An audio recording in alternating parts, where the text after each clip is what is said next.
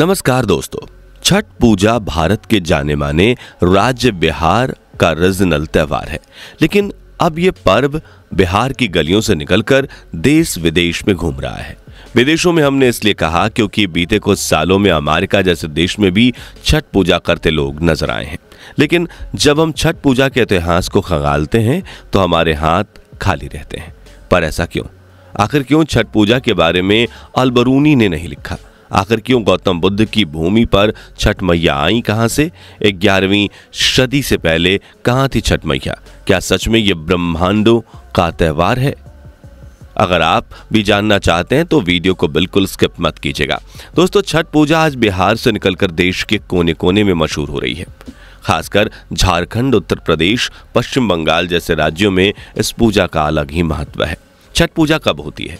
छठ पूजा basically 3 दिनों तक चलने वाला एक त्योहार है जो कार्तिक मास की शुक्ल पक्ष की षष्ठी तिथि के शुरू होकर इस दिन लोग सुबह सुबह नहाकर प्रसाद बनाकर सूर्य देव को और छठी मैया की पूजा करते हैं।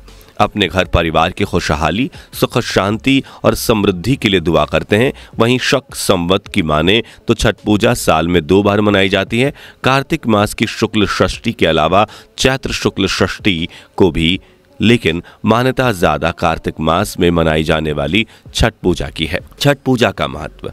लोगों के बीच छठ पूजा से जुड़े कई महत्व हैं। जैसे कहा जाता है कि छठ मैया और सूर्य देव की पूजा करने से व्यक्ति को संतान का सुख मिलता है, परिवार में समृद्धि आती है और घर में सुख शांति बनी रहती है। साथ ही उसकी हर मनोकामना पूरी होती है।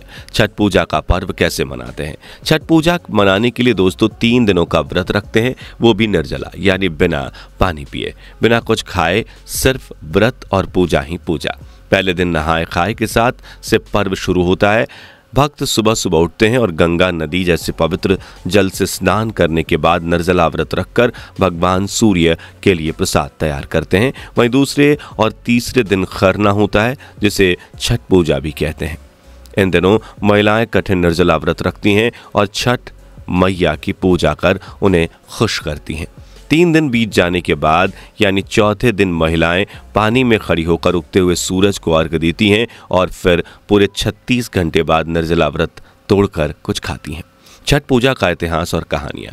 पौराणिक मान्यताओं पर गौर फरमाएं तो हमें छठ पूजा से जुड़ी कई कहानियां मिलती हैं। जैसे लंका के राजा रावण का वध करने के बाद जब राम जी पहली बार अयोध्या पहुंचे तो भगवान राम और माता सीता ने राम राज्य की स्थापना के लिए छठ का उपवास रखा और सूर्य देव की पूजा की। दूसरी कहानी पर नजर डालें तो वो द्रौपदी से जुड़ी हुई है और कहते हैं कि छठ पूजा की शुरुआत द्रौपदी ने ही की। जब द्रौपदी ने पांडवों के अच्छे स्वास्थ्य के लिए छठ मैया का व्रत रखा था। कहते हैं कि उसके बाद ही पांडव को उनके राजपाट को वापस पाने में सफलता मिली। इसके अलावा एक कहानी दानवीर कर्ण से जुड़ी है। कहते हैं कि वो हमेशा सूर्य पूजा करते थे क्योंकि वो सूर्य के पुत्र थे और उन्होंने ही छठ पूजा को शुरू किया था। हालांकि जब हम मिडिल इंडिया या ऋषि मुनियों के काल पर नजर डालते हैं या जब भारत में मुस्लिम आक्रमणकारियों ने कदम रखे तब के पीरियड पर गौर करें या 11वीं सदी से पहले भी देखें तो हमें छठ पूजा की कोई जिक्र नहीं मिलता। तो अब सवाल ये है कि फिर कहानियां कहां से आई? तो इस सवाल का जवाब जानने से पहले वीडियो को लाइक करके चैनल को सब्सक्राइब कर लीजिए, साथ ही बेल आइकन को भी प्रेस कर दीजिएगा। भारत में जब विदेशी शक्तियों ने पैर जमाए तो यहाँ कई विदेशी ट्रैवलर्स रहे जिन्होंने भारत में हो रही चीज़ों को, यहाँ के रूलर्स को एक्सप्लोर किया और सभी घटनाएं किताबों में लिख दी। इन्हीं में एक ट्रैवलर थे अल-बरूनी, जिन्हें सबसे ज़्यादा माना जाता है। इन्होंने भारत में रहकर अरबी भाषा में कई सारी कविताएं लिखी और बहुत सारी किताबें भी इन्होंने लिखी। साथ ही ग्रीक ग्रंथों का अनुवाद भी किया। ये वो दौर था जब महमूद गजनी ने भारत पर कई आक्रमण किए। भारत में घट रही घटनाओं के साथ साथ अल-बरूनी ने यहाँ के पर्वों त्योहारों के बारे में भी लिखा। ये सभी पर्व आपको अल-बरूनी का भारत नाम की किताब में देखने को मिल जाएंगे। ये किताब 11वीं सदी से पहले की है। इसमें भारत के लगभग हर पर्व के बारे में लिखा है, लेकिन हैरान करने वाली बात है कि इस बुक में कहीं भी छठ पूजा के बारे में नहीं लिखा गया। यानी छठ पूजा नाम का ये पर्व 11वीं सदी से पहले भारत में हुआ ही नहीं करता था। तो 11वीं सदी के बाद ढूंढते हैं असल में छठ पूजा का जिक्र 11वीं सदी के बाद भी धुंधला या ना के बराबर देखने को मिलता है, क्योंकि छठ पूजा नाम का त्यौहार अंग्रेजों के दौर में शुरू हुआ।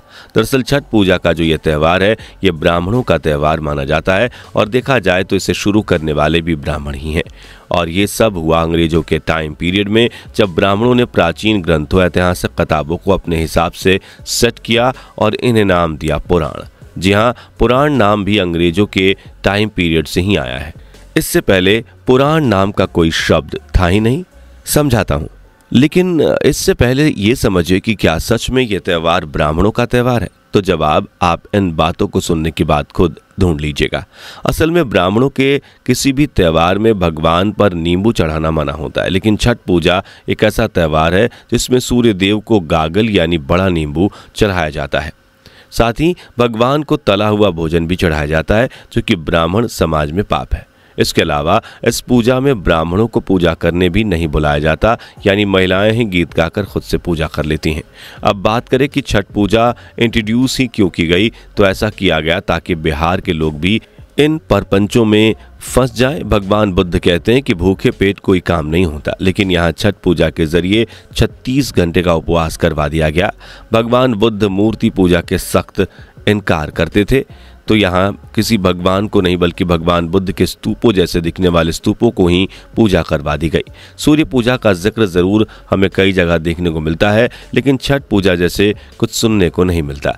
यानी आप कह सकते हैं कि ये कुछ विशेष लोगों द्वारा पैदा किया गया त्यौहार है, जिसे बिहार में भगवान बुद्ध और सम्राट अशोक के सिद्धांतों को खत्म करने के लिए बनाया गया और साल में एक बार नहीं 2-2 बार मनाने के लिए लोगों को प्रोत्साहित किया गया। बिल्कुल उसी तरह जैसे कोविड टाइम में कोरोना मैया का जन्म हुआ।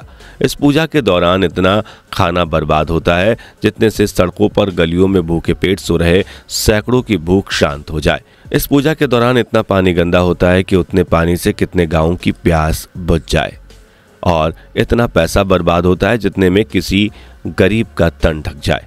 उम्मीद करते हैं कि वीडियो पसंद आया होगा। वैसे दोस्तों, आपका छठ पूजा के बारे में क्या ख्याल है? क्या सच में 11वीं सदी से पहले ये नहीं थी?